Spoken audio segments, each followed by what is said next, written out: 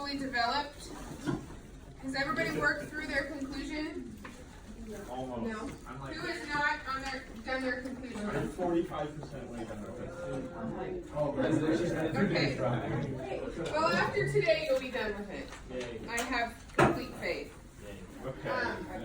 So what we're going to work on is integrating the quotations into the text as you're writing. So you have your source information you've gathered and you put it in your packet. Now you have to transfer that over to an essay format. Whose packet am I going to take? Who wants me to do it? Do mine. You can do mine. No. I'm your favorite student. Where's yours, Lizzie? Right here. Let me see it. Dude. Okay.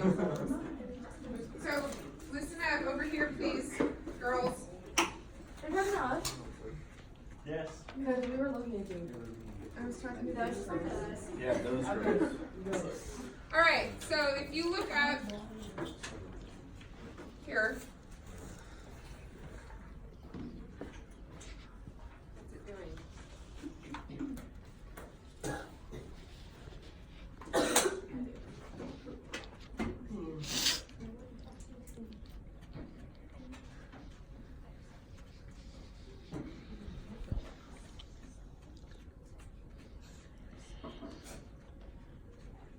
All right, so topic sentence, background information. What does the background information do for the quote? Supports the quote in what way? Just gives you background information on the quote. Okay, and what did you say? It leads into it also. So it does a couple of things. If you were to read it as it stands on here, it would say there are many statistics available that explain these issues. Here's the quote. 30% of America is black, but 60% of that is incarcerated. 1 in 15 black men are incarcerated, 1 in 36 Hispanics, 1 in 106 white men. African, and then you go to the follow-up. African American men are getting targeted. Does that read smoothly? Yes. What are you doing over there? Sorry. What is it? Does it read smoothly, Jimmy? No. No. What am I missing before the quote? Your hook. Transition word, hook.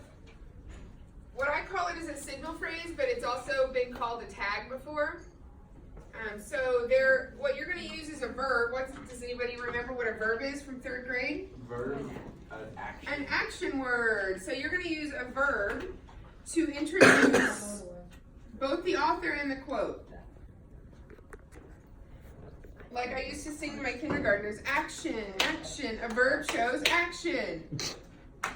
Okay, so before the quote, you want to introduce the author. Do you think you need an entire sentence or explanation of who the author is and what they contributed? No. In some instances, yes, but in most instances, no. So if you consider your general knowledge information, most instances, then you won't be including a huge portion of your paper on the author unless they contributed significantly in your writing about them. So let's look at effective verbs for introducing quotations.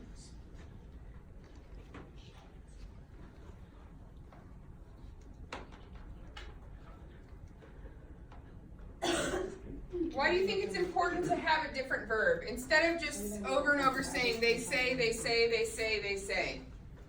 To make it not so repetitive. Not repetitive. For interest. What else? Any other reason? What it does is it explains the author or their research or the information behind the quote.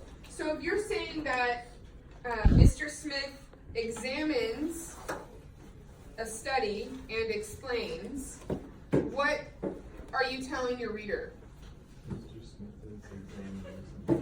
That he's examined it and now he's explaining it. If you just say that he summarizes such and such, what are you telling your reader?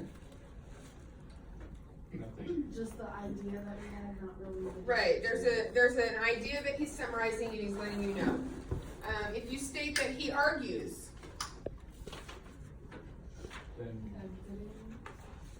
then he's making a strong claim. He's arguing something, which usually means that it's pretty important. There's a claim, there's evidence.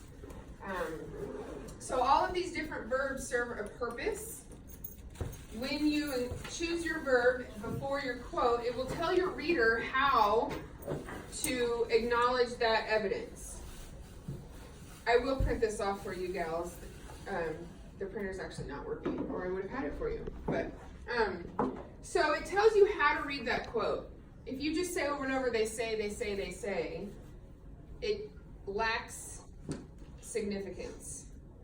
If you say they emphasize, they discover, they argue, those specific verbs tell the reader what to do with the information that's given in the quote and why it's important. So I want to make sure that you are using verbs. So for this example in the dot cam,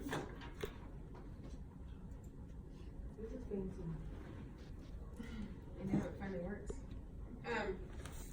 So what we have here is percentages. The background information before the quote states that there are many statistics that explain certain issues.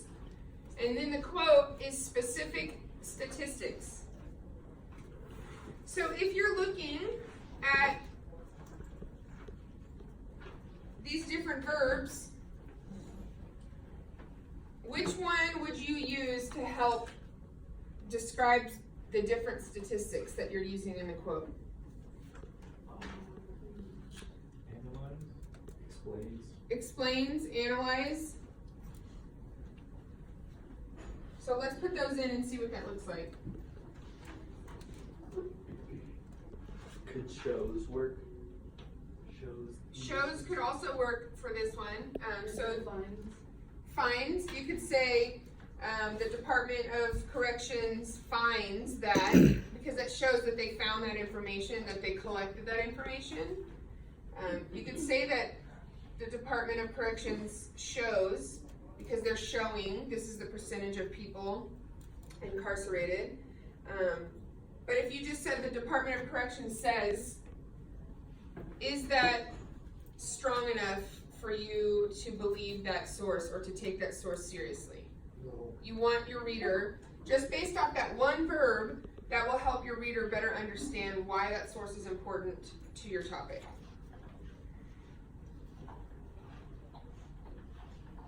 So when you're looking at a regular quotation, it's best to really choose a verb that matches what the quote is doing. Is it explaining? Is it describing? Is it arguing? Is it supporting?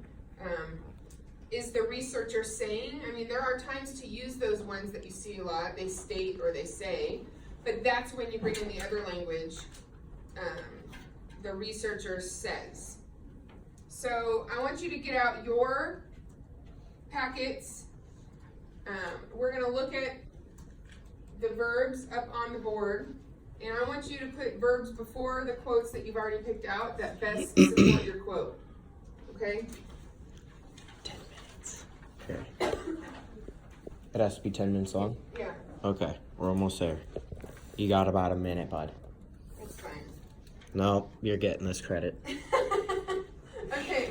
I thought about cutting it short, and then I was like, you know what? This could be So get your all life of right the here. verbs. I want you guys to put them in front of your quotes and see which one works best for whichever quotes you have. Can you hit the light for me, George, please?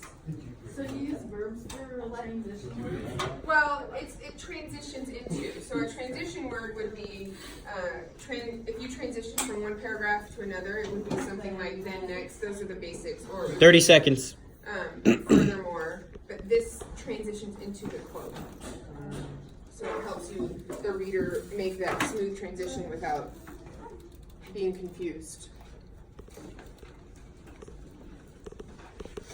If you're already working on your rough draft, then you can put the verbs in the rough draft instead of your packet. That's fine too. But when we do rough draft 3, 2, 1.